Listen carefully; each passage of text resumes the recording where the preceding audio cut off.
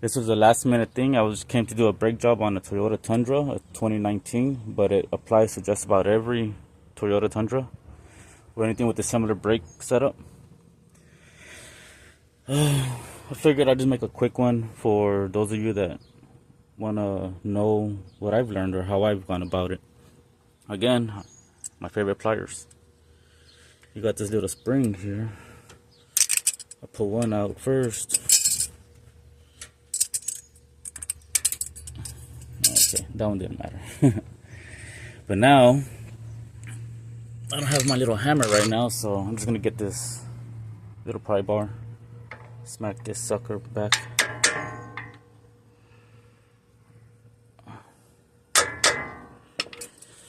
Now, I always use these pliers because, you know, with brake parts, everything tends to get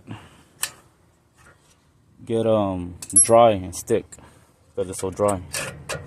So if you want to pull it out with your hand, that's fine. I like to use the pliers. Now, when I first would do these, my dumbass would always pull out the brake pads first.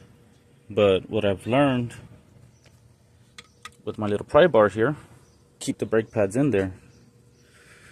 And the little bit of space you have between the rotor, let's see,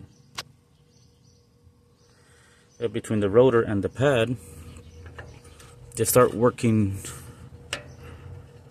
Okay, this one's gonna need maybe this screwdriver, then it's a little bit thinner, but just work it in there. Start pushing the pistons back, because on this setup, what I've always seen, you take out the pad like you do any other brake system, and since these have 4 pistons, 2 on each side, that's what these humps are,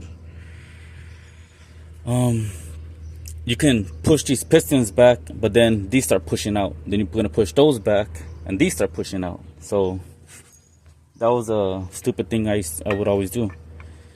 So I keep the brake pads in there now. Let's see. Maybe I should have kept the pins in there too, but I don't care about that right now. Because then I could just pull them out and just apply pressure.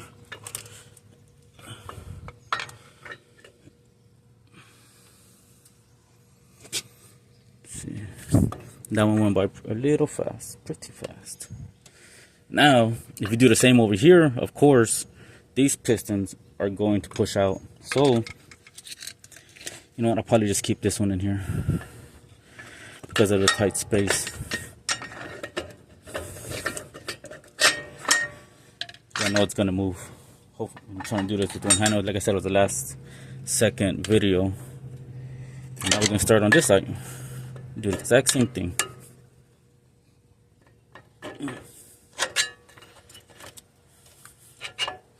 See, look. No, the piston's starting to push out, but I'm not worried about it. Because what I can do,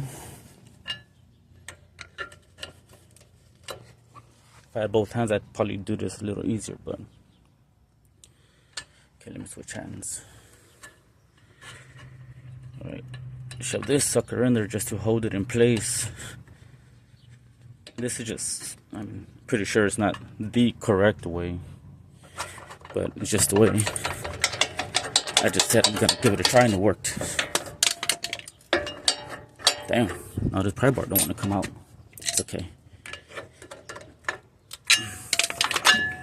Pry bar out, okay, no biggie.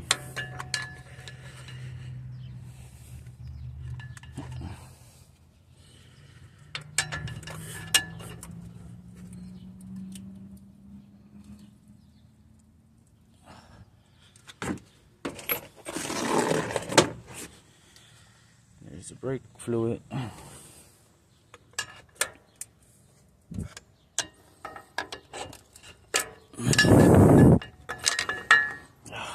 Horrible video, right? But pistons are pushed back. Pull out your old stuff.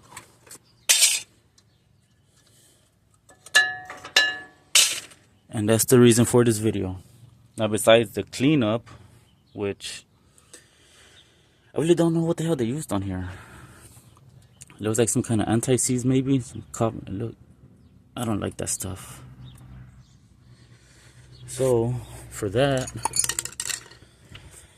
I'm gonna use the nylon brush and some brake cleaner.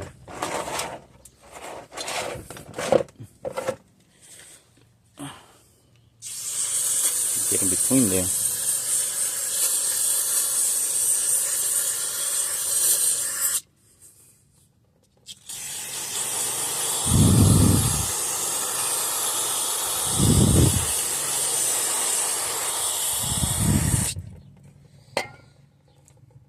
Now,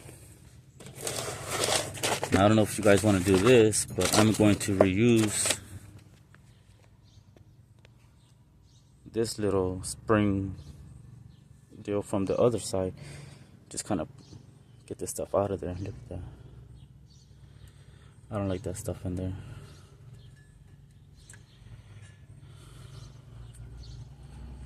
Just like anything else, follow it around. Try not to tear up your boot. Don't be an idiot and go and just shoving it in there. Be gentle. Better. Same thing for this side.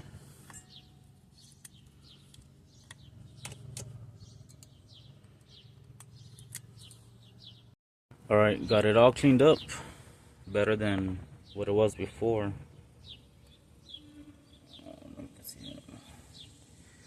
Now I also got my steel brush and I hit there's little grooves in here. I don't even know what you call them, but where the brake pad's gonna go into.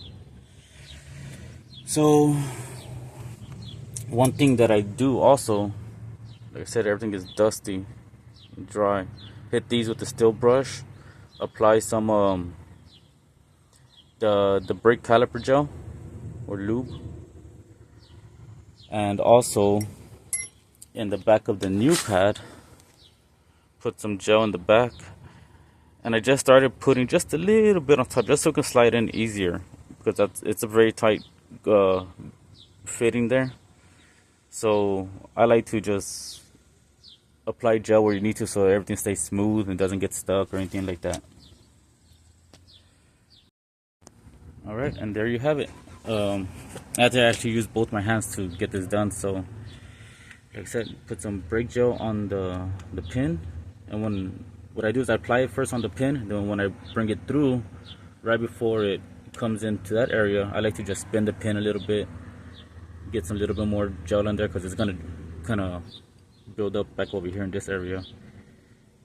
Just push it on through. Do the same thing with the bottom one, and you're all good.